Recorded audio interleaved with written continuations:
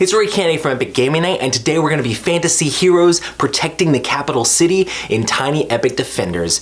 The components that are shown in this video are not final production, so they're still prototype components, so your final components for this Kickstarter are going to be even more epic. So let's take a look at an overview of how the game plays.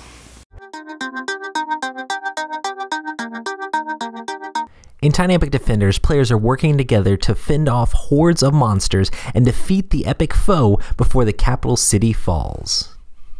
At the beginning of the game, each player will choose their defender. The warrior, the bard, the ranger, the barbarian, the commander, the druid, the oracle, the sorcerer, the cleric, or the paladin.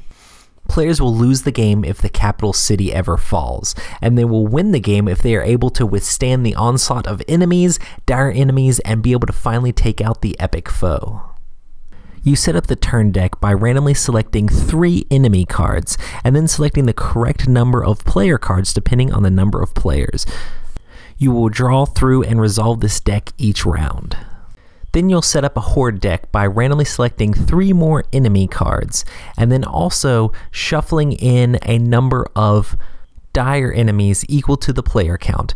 You'll set this on top of the randomly selected epic foe, and then you'll add one of these horde cards to the turn deck at the end of each round. There are 6 different epic foes you could have to face.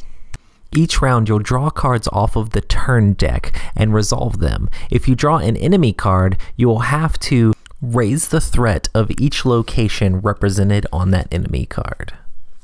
If a player is in that location, then they can choose to lose life to help defend that area. If a region takes threat up to its threshold, it will be destroyed, and then any more threat done to that region will be done to the capital city. When you draw a player's turn card, they get to take their actions for their turn. Players can take 3 different actions, or 4 if a region has been destroyed. There are several different actions you can take with your character on your turn. You can move your character from one location to another. You can secure a region, reducing its threat.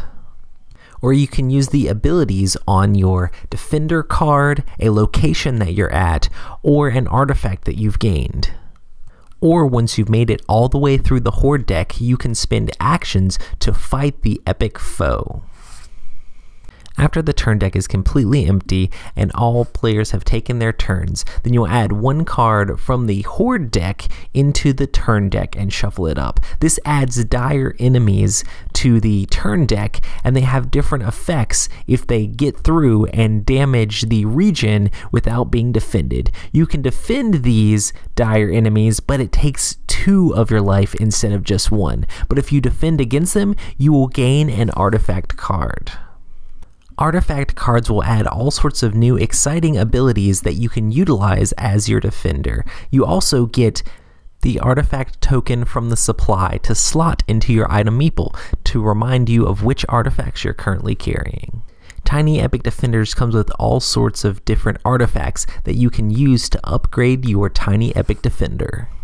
If the defenders are able to survive the entire horde deck for the epic foe to come out, and are able to make it so that they're able to defeat the epic foe without the capital city failing, then they are victorious in the fantasy world of Tiny Epic Defenders. So I never played the first edition of Tiny Epic Defenders, but from what I gather, they've redone a bunch of the art and changed several of the mechanics to make it more intriguing and exciting.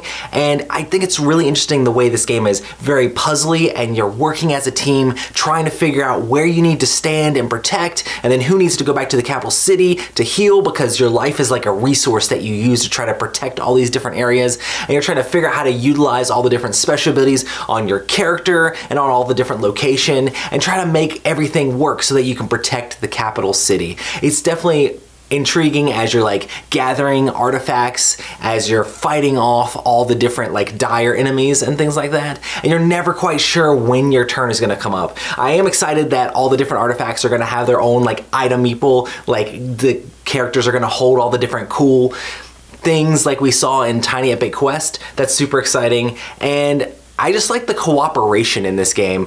This is the first cooperative game I've played from Scott Almes, and I really enjoy co-ops. And this is a cool, puzzly, fun game where you definitely have to work together as a team. I think it's kind of interesting when you play with less than the max player count, you get these cards that are added into the deck that let different people take actions. So when you get to divvy those up how you want as a group. So there's a lot of cooperation and working together, being like, okay, you need to get back to the city, so you take a couple actions to move back there, and I'm already in the city, so I need to take one so I can heal all the way up. And you're just working together as a team trying to figure out how to best defend the capital. Then after you're able to fight off the waves and waves, then the epic foe comes out and you have to figure out how to beat them, and they all have crazy different special abilities on those as well, so it makes it intriguing on like trying to figure out the correct way to be able to spend enough actions to be able to take him out while the onslaught's still coming on from everything else as well. So super interesting. If you're interested in Tiny Epic Defenders, a cooperative game that fits in a Tiny Epic box with awesome item meeples,